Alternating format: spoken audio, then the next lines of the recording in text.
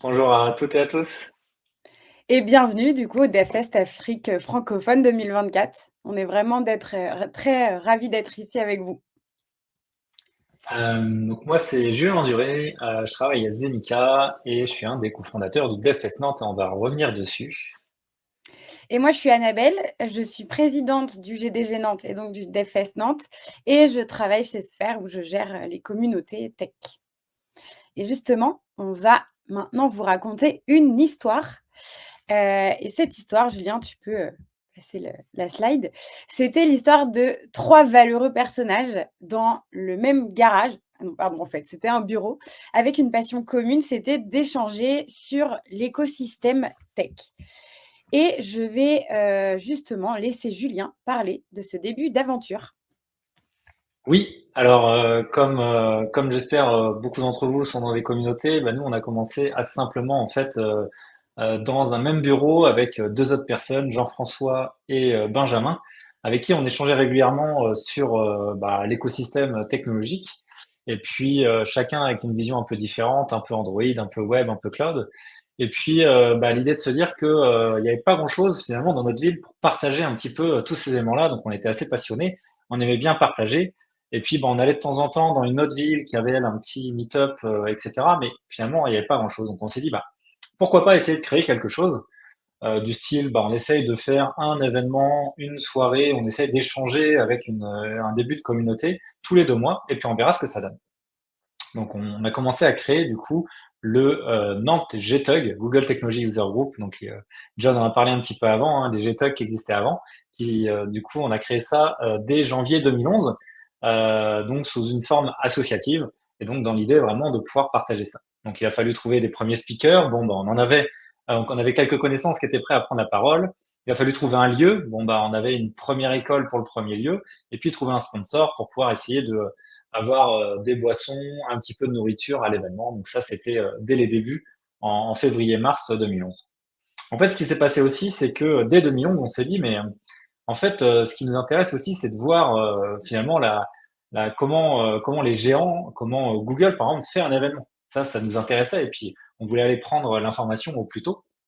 Et donc, dès 2011, on s'est dit, bah, essayons d'aller à San Francisco, aller voir la Google I/O, donc la grosse conférence de Google, sur laquelle il y a beaucoup d'annonces. Et donc, on y allait par nos propres moyens. On a acheté des tickets, on a acheté les vols.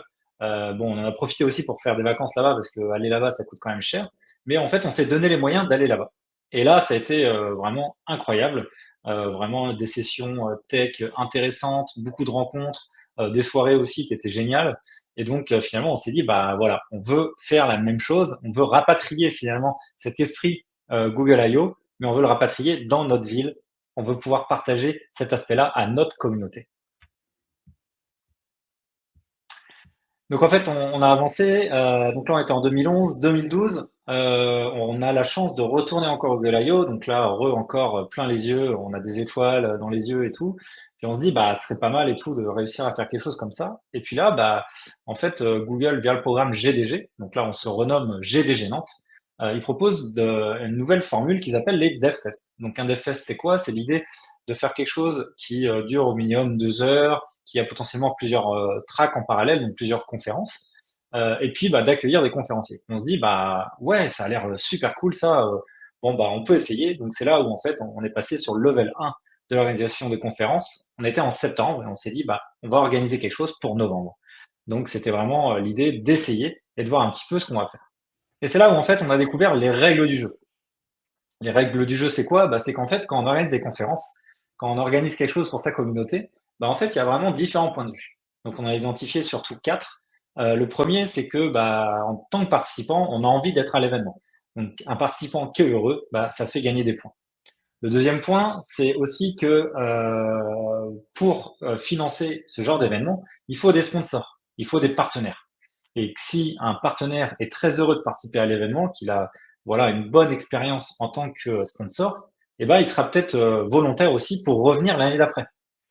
Le troisième aspect, c'est aussi que nous, en tant qu'organisateurs, on puisse apprécier l'événement.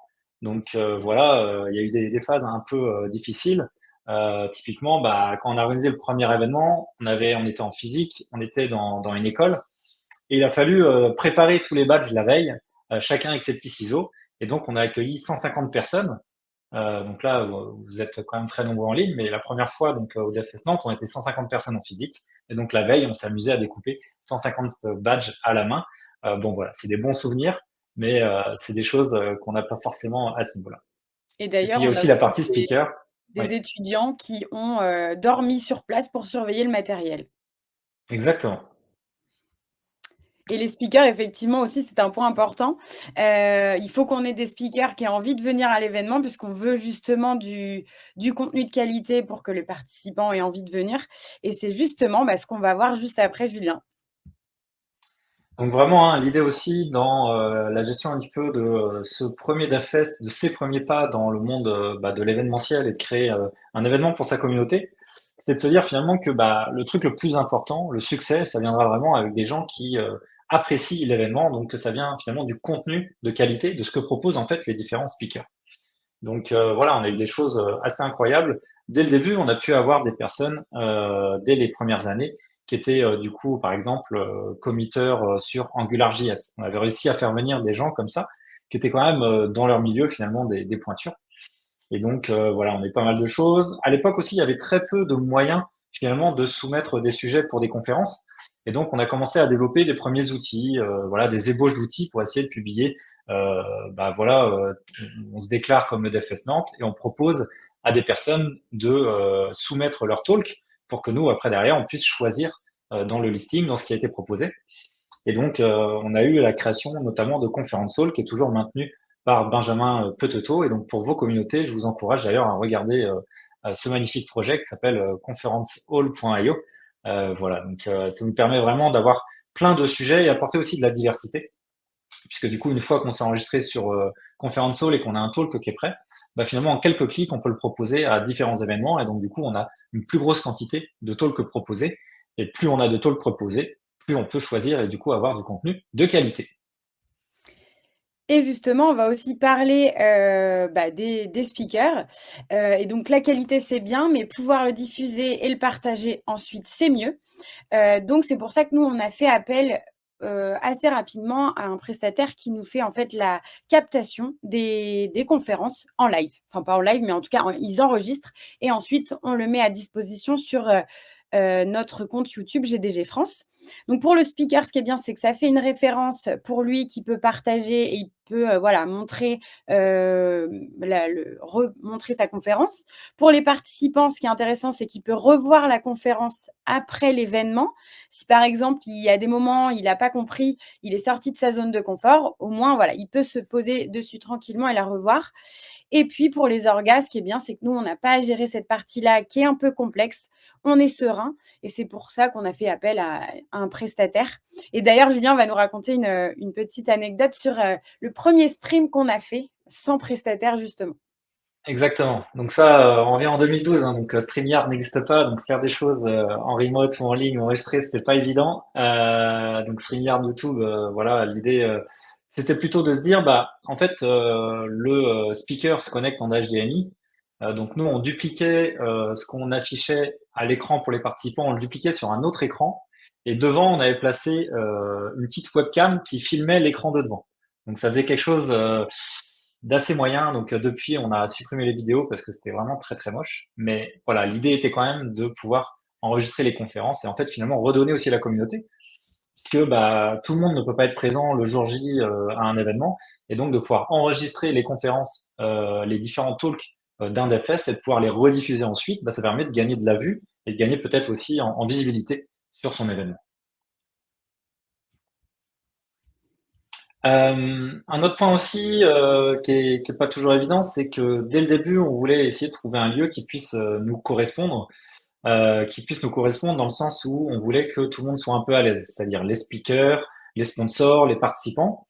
Donc les 2 premières années, on les a fait dans une école qui s'appelle Epitech Nantes, qui nous a prêté en fait les lieux gratuitement. Donc ça, c'est souvent l'avantage des écoles, c'est que elles sont intéressées aussi d'accueillir des événements. Et donc on a pu monter à 150 personnes, 250 personnes à la deuxième édition. Mais après, on était un peu bloqué. Donc il a fallu choisir, est-ce qu'on reste dans notre zone de confort, c'est-à-dire dans l'école dans laquelle on était, ou alors on essaye de passer à un autre niveau en passant du coup à un palais des congrès, à la Cité des congrès de Nantes, voilà, qui ajoute pas mal de possibilités en termes d'évolution, mais aussi des contraintes. Et puis, il nécessite aussi quand même un petit peu plus de temps et d'argent, puisque ça coûte plus cher, ça coûte de l'argent, et en plus, il faut de l'accompagnement, parce que voilà, on a plus de choses à gérer, puisqu'on passe sur un niveau presque un petit peu professionnel. Donc voilà, on l'a fait, et au niveau du budget aujourd'hui, on est très content, puisqu'on a pu progresser et passer sur plusieurs jours. On aurait été toujours dans une école gracieusement prêtée sur plusieurs jours. Le budget aurait été beaucoup plus conséquent pour passer à la Cité des Congrès. Donc heureusement qu'on est passé à la Cité des Congrès de Nantes dès qu'on était encore sur une seule journée et après progresser en termes de nombre de jours à l'événement.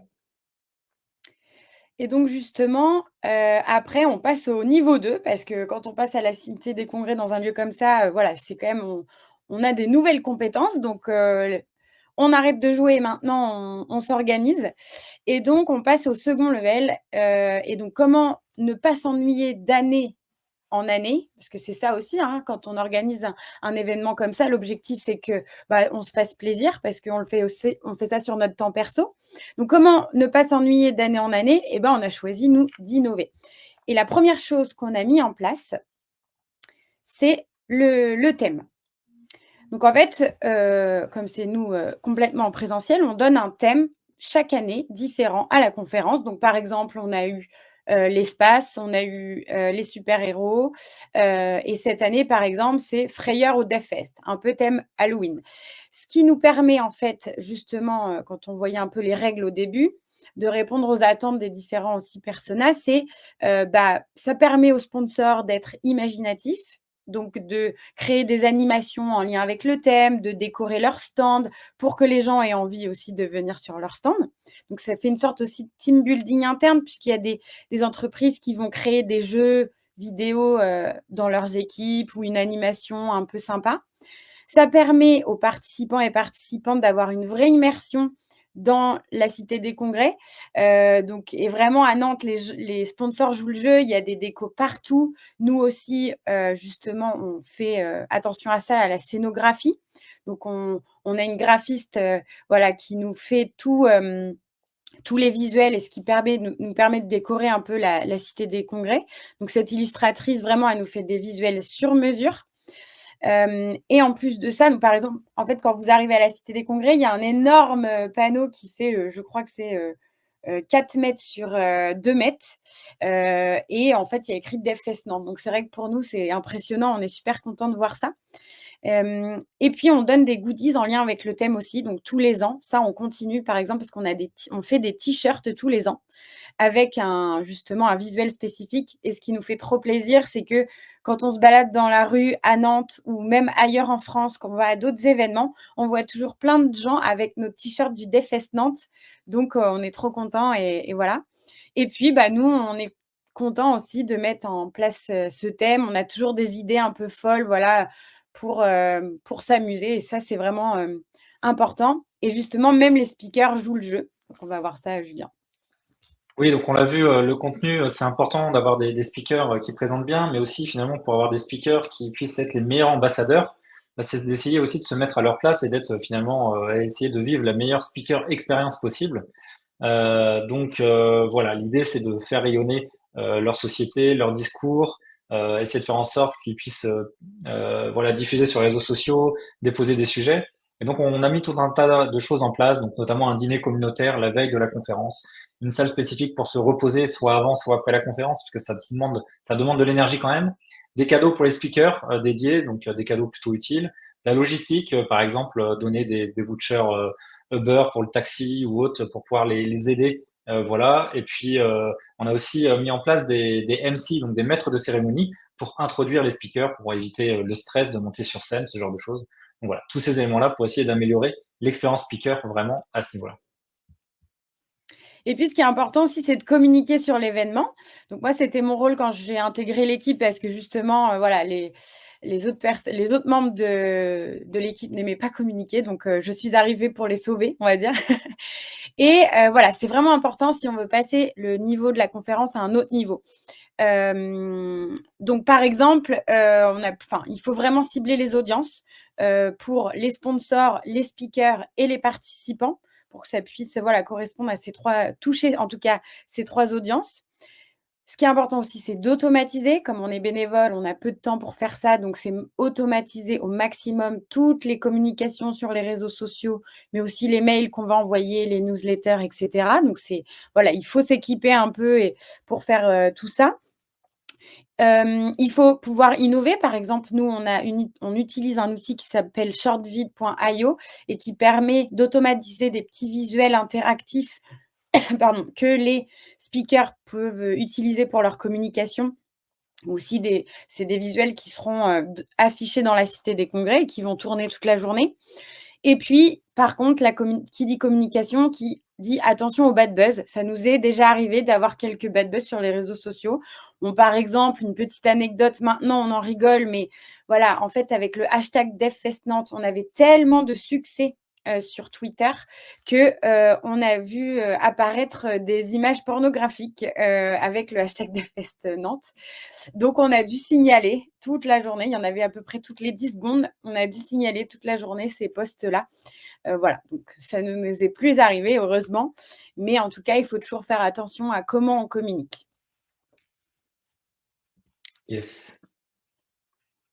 Et ensuite, on va passer au hard level, Julien, je crois. Exactement. Donc là, en fait, on a vu au début, c'était vraiment pour le fun, pour essayer. Le deuxième, on commence à s'organiser. Puis bah là, vraiment, on est en train de faire un level up sur l'organisation de conférences pour nos communautés. Donc on passe à un cap de pro, ou en tout cas, on essaye tout en restant bénévole. Voilà, donc ce qui est intéressant de voir, c'est que même les prestataires avec qui on travaille, ou même la Cité des Congrès, nous indiquent qu'on est aussi bien organisé qu'une boîte d'événementiel, donc c'est plutôt flatteur.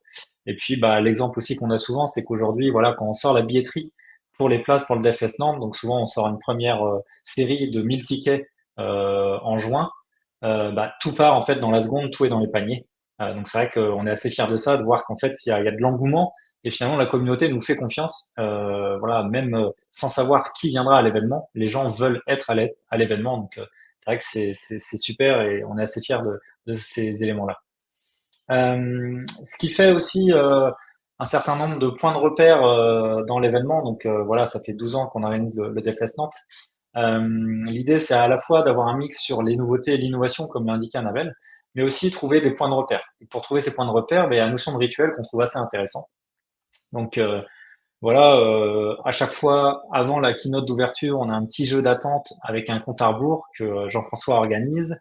Une fois que le jeu est terminé, on a un petit teaser avec du coup, une petite vidéo de lancement qui se lance. Après, derrière, on a aussi une musique d'intro ACDC où on sait exactement quand est-ce qu'on va devoir prendre la parole pour lancer la keynote d'ouverture. Les keynotes, on essaye en keynote d'ouverture de trouver à chaque fois quelque chose qui est un peu en lien avec la tech, mais un peu décalé vraiment sur l'usage de la technologie et pas quelque chose de trop technique. Et pareil aussi sur les keynotes de clôture, on essaye de trouver plutôt des choses fun. Donc voilà, on a déjà fait différents des équivalents du Burger Quiz ou ce genre de choses en mode DevFest. Et puis aussi pour nous, bah, se garder un moment en termes de rituel où on puisse débriefer partager sur ce qu'on a vécu durant 3 jours, puisque le DevFest Nantes, c'est sur 2 jours, mais il y a une journée la veille où on est en montage, donc on prépare l'événement. Et donc l'idée aussi de se faire un bon burger, une bonne dernière soirée entre nous pour finaliser un petit peu cette semaine voilà, assez intense en émotion et qui nous prend aussi pas mal d'énergie. Et ensuite, des points importants forcément, la diversité, l'inclusion et l'écologie. Je vais aller assez rapidement, mais on a un code de conduite à respecter, très important. Et justement, on a une équipe pendant le DevFest qui s'appelle DevFest Safe, qui est disponible tout le temps, qui est identifiable. Et si on a un problème avec le code de conduite qui n'est pas respecté, on peut aller voir ces personnes-là et répondre à toutes les questions. On a mis en place la vélotypie, donc c'est les sous-titres pendant les conférences qui permettent à des personnes malentendantes ou sourdes de suivre la conférence. On a des partenariats avec des écoles et France Travail, les personnes en recherche d'emploi. On est en lien avec le Secours populaire qui viennent à la fin de l'événement récupérer des éléments de stand ou de la nourriture fermée qui n'a pas été utilisée. Donc voilà, pour eux, ils sont ravis de récupérer. Des fois, il y a des lits, des chaises ou ce genre de choses sur les stands. Et puis, on travaille uniquement avec des prestataires locaux, donc qui sont à Nantes ou dans la région.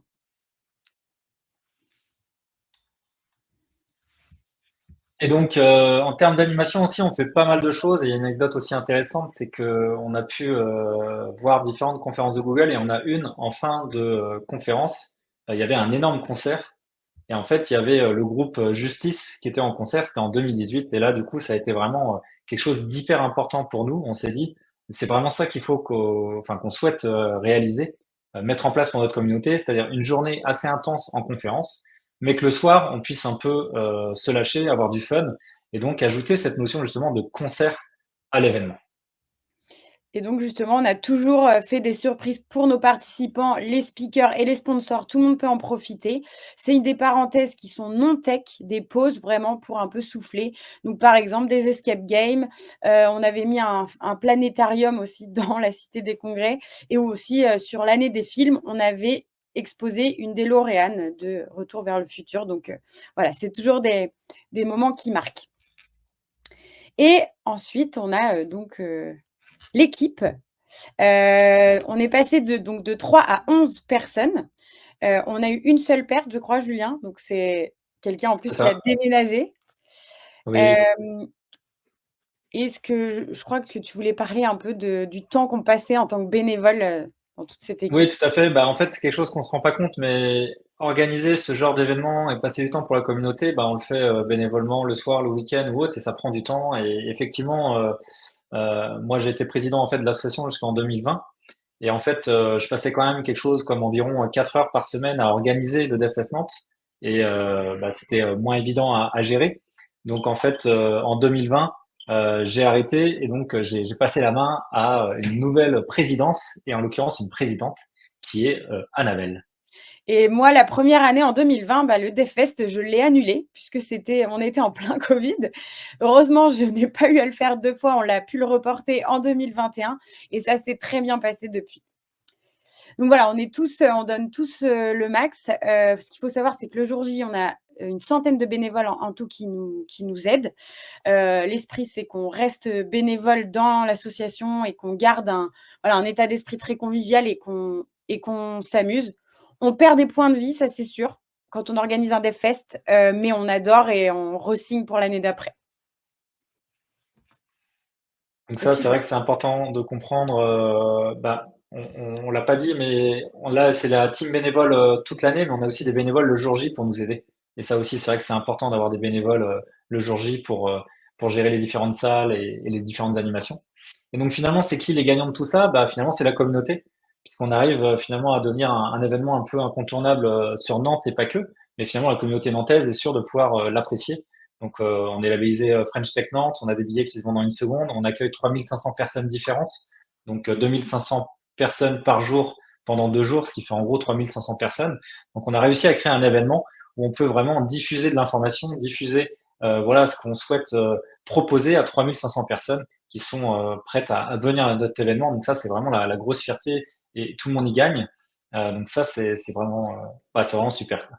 Et puis on a des sponsors qui nous suivent, c'est pareil, hein, des années où, en une seconde, on avait vendu, plus de 50 sponsoring, donc ils sont toujours au rendez-vous, toujours partants et ils font des trucs super, donc ils nous font confiance. Et puis toujours dans le même style, des ambassadeurs qui continuent à être présents, donc des speakers. Donc on accueille environ une centaine de speakers tous les ans. Et c'est vrai qu'il y en a beaucoup qui sont volontiers partants pour revenir l'année d'après. Et puis pour terminer, bah, on organise en ce moment la 12e édition qui a lieu le 17 et 18 octobre. Donc là, pour nous, c'est vraiment très bientôt. On bosse à fond pour préparer une super édition. Et en plus, voilà, on n'a plus de billets, on est complet. Et voilà.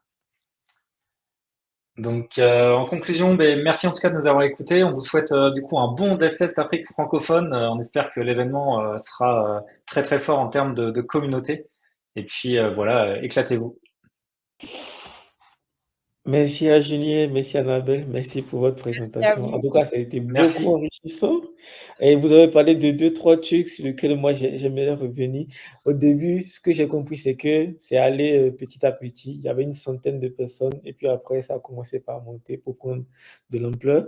Donc, du coup, il faut toujours se mettre dans la tête pour en tant que responsable et organisateur d'événements que quand tu commences toujours quelque part et puis après, ça va prendre de l'ampleur, et puis au fur et à mesure, tu t'améliores tu corriges les erreurs et puis comment on appelle ça, tu changes de dimension, tu évolues Tu petit à petit. progresses.